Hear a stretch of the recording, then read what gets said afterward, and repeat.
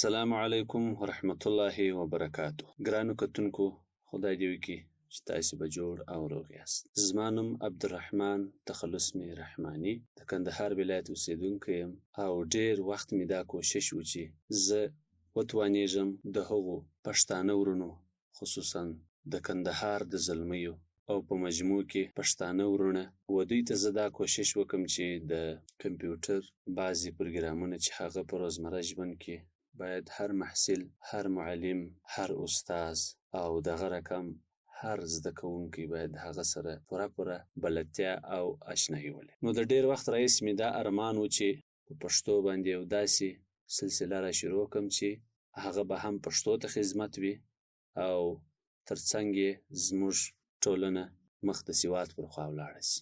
نو زه نن ډېر خوشحاله یم او د الله د دربار څخه تاسې ته هم د ښه صحت غوښتونکی یم او خدای تعالی دې تاسې هم وتوانوي چې و خپلې مورنۍ ژبې پښتو ته ښه په ډاډه زړه او په پراخ نیت او د ښه استعداد ترڅنګ عملي کار وکړي. ګرانو کتونکو، دا سلسله د فوټوشاپ سلسله ده. په دې سلسله کې به د فوټوشاپ پروګرام هغه څه چې موږ ته سته په روزمره ژوند کې خنډ ګرځېدلي دي، هغه به د فوټوشاپ د زده کړې پر برابر هغه ډېر هوسا او په ښه زده کړه سره به یې لاسته راوړو او پر هغو شیانو به برلاسي یو چې موږ یې په تېرو 2-3 حتی 5 کلونو کې زموږ لپاره هغه خنډ و او موږ د هغه لپاره نو سوای توانېدلی چې هغه کارونه موږ اجرا کړو. خو مخکې تر دې چې اډاب فوټوشاپ شروع کړو، هر پروګرام چې تاسې شروع کوئ د هغه تاسې ته معلومات په دې باره کې وي چې دا پروګرام د څه شي پر بنیاد باندې کار کوي. د دې تر مخه چې موږ د فوټوشاپ زده کړه وکړو، ما مخکې هم یادونه وکړه چې زما تر ټولو غټ ارمان دا و چې زه په پښتو ژبه باندې د داسې پروګرامونو کورسونه جوړ کړم چې هغه تقریبا د نن څخه 5 کاله مخکې بیا را په دې خوا تر ننه پورې چې هر څومره ما سرچ کړی دی، ما په پښتو کې داسې کورس نه دی لیدلی چې هغه دې زموږ د زلمیو د خدمت وړ وګرځي. که څه هم اوس زلمي راپورته سوي دي او غواړي چې پروګرامونه ریکارډ کړي او یوټیوب ته یې پورته کړي او خپل ولس، دا ځورېدلي ولس د هغه څخه برخمن کړي. خو زه هغو ته بیا هم د لا بریا غوښتونکی یم. د الله په دربار کې هغوی ته تل کامیابي غواړم او زما هر یو دوست، ملګری او حتی د ورور په درجه کې مې دي چې پښتو ته خدمت کوي او پښتو خپل مورنۍ ژبه بولي او دغه رقم پښتو ته د خدمت جوګه دی. نو راځو د اډاب فوټوشاپ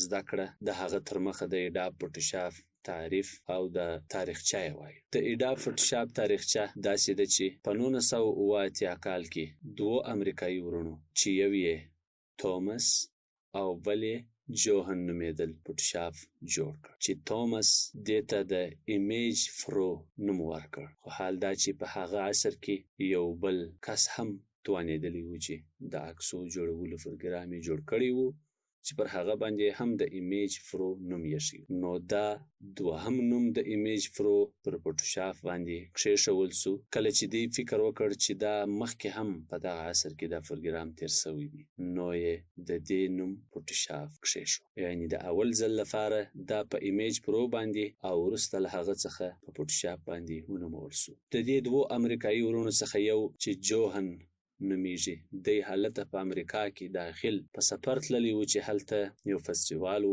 هغه فستیوال ته ورغی، په هغه کې برخه واخیستل چې په هغه پروګرام کې ډېر غټ ډایرکټران راغلي وه او ترڅنګ یې د اډاب کمپنۍ ډایرکټر روسل براون هم په دې غونډه کې موجود و. نو جوهن ته یې د لیسنس اجازه یا د لیسنس ورکولو او د خپل جوړ سوي پروګرام د خپرولو اجازه ورکړه او لیسنس یې ورکړ. نو په دغه وخت کې د اډاب کمپنۍ لخوا څخه په 1999 کال کې اول ورژن چې 1.0 ورژن و د اډاب کمپنۍ لخوا څخه د اډاب فوټوشاپ په نامه سره راووت. د اډاب کلمه ځکه د فوټوشاپ تر مخه راځي چې دا د اډاب د کمپنۍ لخوا څخه تشهیر سوی دی او هغه پروګرام چې توماس او جوهن جوړ کړی و هغه 0.8 ورژن و چې وروسته بیا اډاب کمپنۍ د 1.0 ورژن تر عنوان لاندې دا پروګرام په نړۍ ته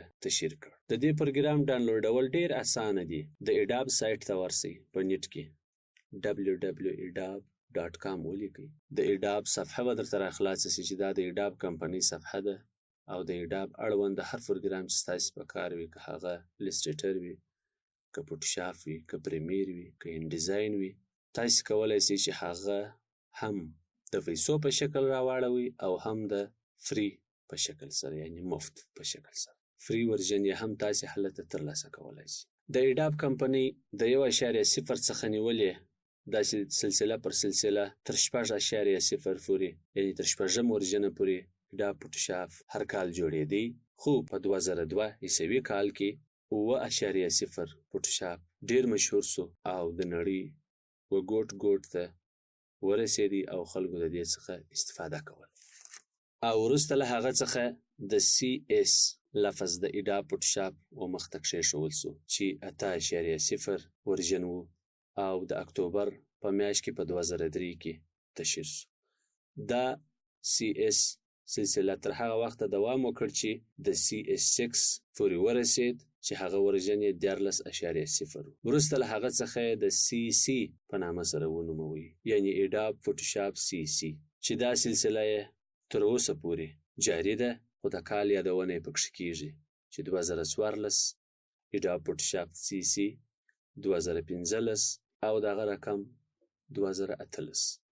او دا چې تاسې یې وینئ دا هم اډاب فوټوشاپ CC 2018 دی. تعریف د فوټوشاپ په دې شکل دی چې د عکس په تنظیم کولو کې چې ایمیج ایډیټینګ او دغه رقم ترڅنګ یې په نور ډیزاین کې هم د دې څخه کار اخیستل کېږي، لکه د ویب سایټ اولین ټمپلیټ جوړول په فوټوشاپ کې کېږي، نور کار یې په نورو پروګرامو کې ترسره کېږي. او دغه رقم ویزیټینګ کارت، بروشران او ترڅنګ یې بینران هم موږ په دې کې جوړولی شو. یعنې علاوه پر دې چې موږ عکس یوازې مد نظر ونیسو، د هغه ترڅنګ ویزیټینګ کارتونه، ټمپلیټونه او بروشران ترڅنګ یې بینران هم په نوموړي پروګرام کې جوړیږي. د فوټوشاپ فایلونه دوه قسمه فایلونه لري چې یو یې PSD دی او بل یې PSB دی، چې .PSD ورته وایي او .PSB ورته وایي.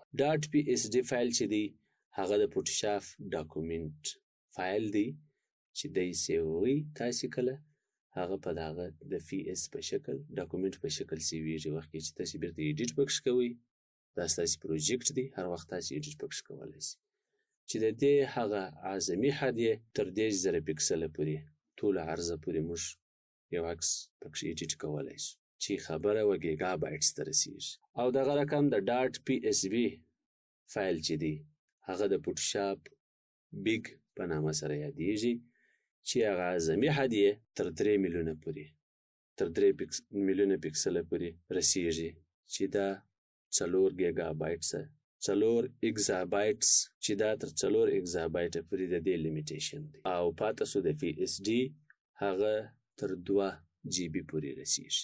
نو ګرانو محترمو کتونکو، دا و د فوټوشاپ تاریخچه. خدای دې وکړي چې تاسې د خوښې وړ وګرځي او دغه رقم تاسې زموږ درسونه سلسله پر سلسله وګورئ.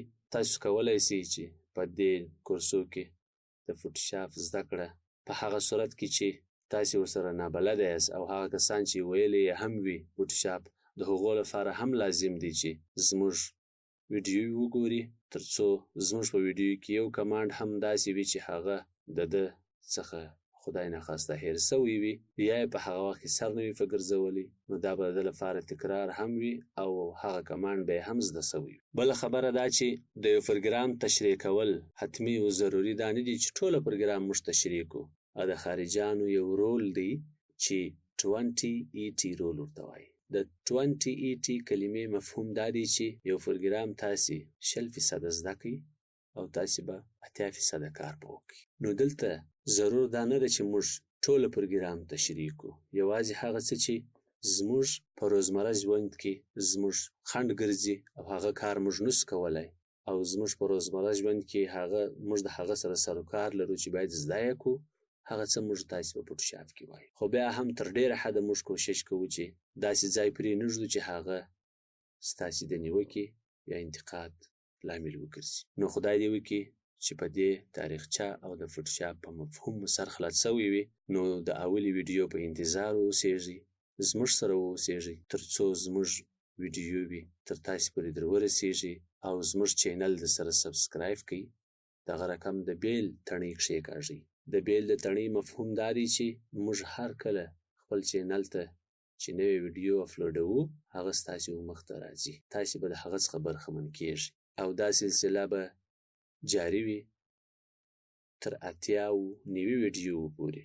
په دې خاطر چې لنډې ویډیووي جوړوم او مفهوم یې خورا ډیر دی. نو په دا خاطر چې تاسې زموږ سره تر پایه اوسیږئ تر څو دا ویډیووي ټولې تر تاسې پورې در ورسیږي. او زه دا کوشش کوم چې د ټولو پښتنو وروڼو په کمپیوټر کې زما ویډیووي وي او دوی د هغه څخه برخمن سي او د هغه ویډیو څخه دوی استفاده وکړي او خپل ورځنی کار مخته په بوځي. خدای تعالی مو ښه وساته. السلام علیکم ورحمة الله وبرکاته.